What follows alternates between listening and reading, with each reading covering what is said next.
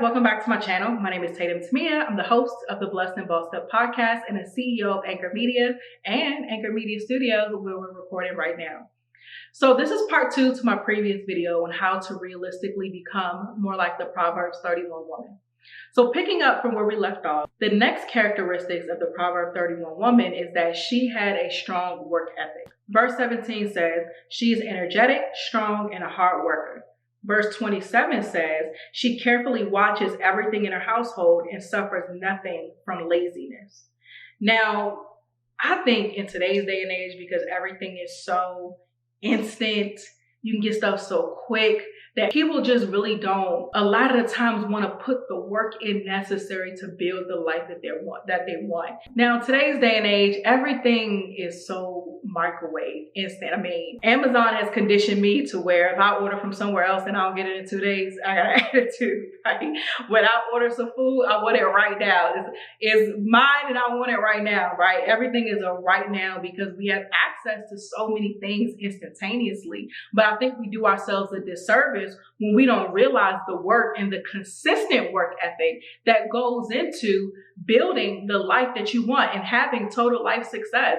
I see people all the time where it's always something new. It's a new degree. It's a new business. It's a new initiative. It's a new goal. But like, what have you consistently done and saw through so that you can see the fruit of it? Right? So the Proverbs 31 woman had a strong work ethic, and we have to have a strong work ethic as well. And not just a strong work ethic, but a strategic work ethic. Because otherwise, if you just running on a hamster wheel, you're still not getting anywhere, right? You're exerting a lot of energy, but you're not making any progress. So you have to have a strategic work ethic as well. And we'll talk about that in a second. And we cannot be lazy. And now let me be clear. Rest and laziness are not the same thing.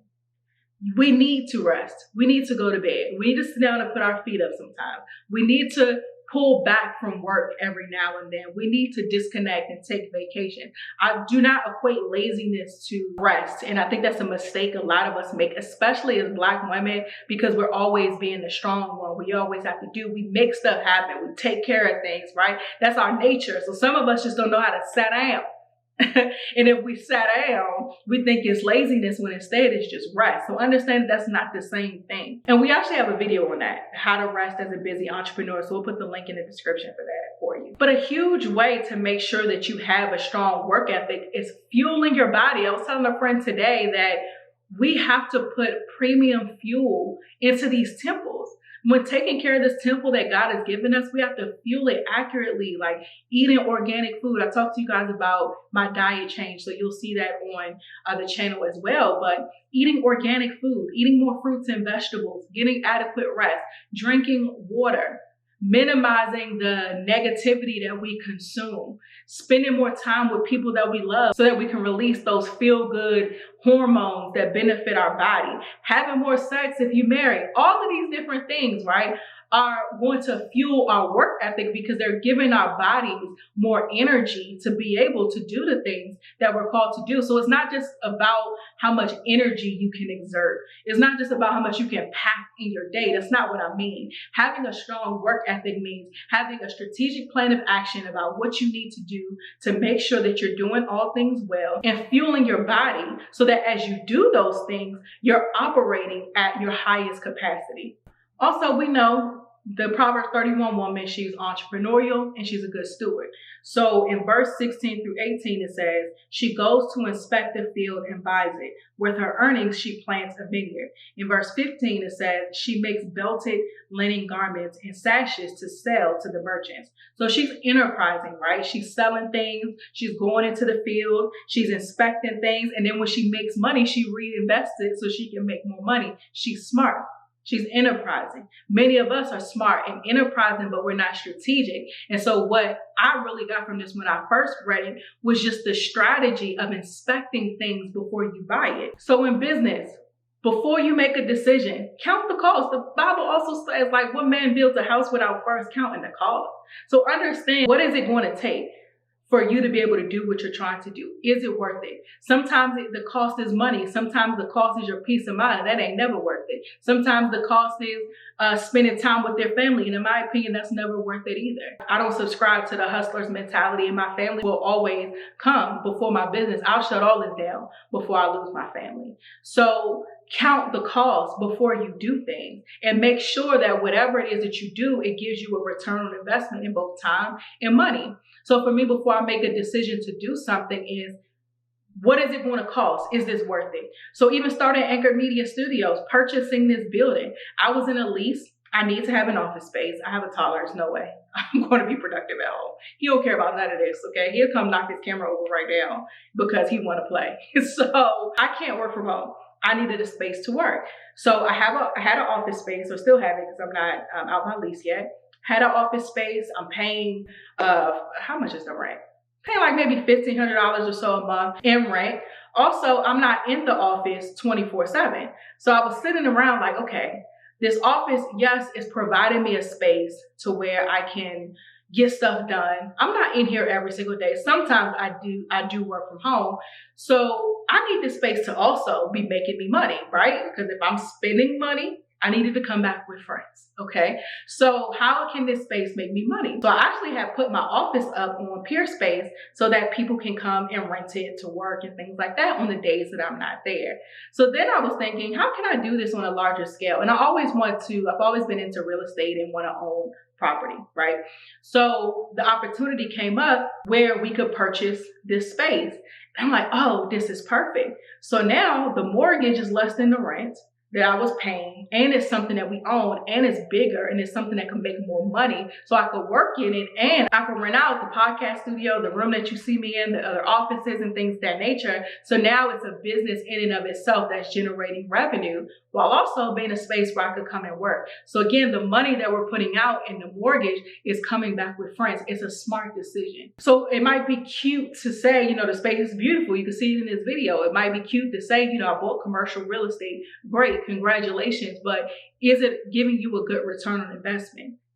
Is this a wise decision? Is this a strategic decision? Did you count the cost? Was it worth it? And for me, this, of course, was worth it. But make that type of strategic decision with everything that you do. Everything costs something. So make sure that you inspect the opportunities before you hop on it.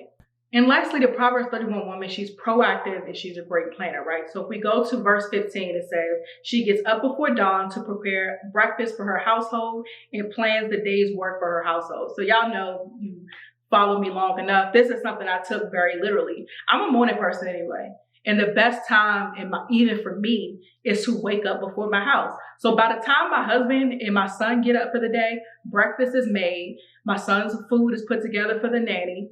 I've made breakfast for myself, maybe because I'm terrible at eating breakfast sometimes, but I may have made breakfast for myself. I've already gone to the gym. I've done so much and planned for the day to where by the time I go out and work, my household is solid until I get home. I've taken whatever out the freezer that I may be making for dinner. I make sure that at the end of the week, I meal prep. So I plan out my meals for the next week. I check with my nanny, say, hey, you got any snacks or anything you want to have in the house next week? I check with my husband, hey, what do you want to eat next week? Anything you need from the store? Then we order our groceries. And so everything is there for us to start planning our meals for the week. So I might cook something that'll last a couple days. And then, I cook maybe 2 to 3 times a week.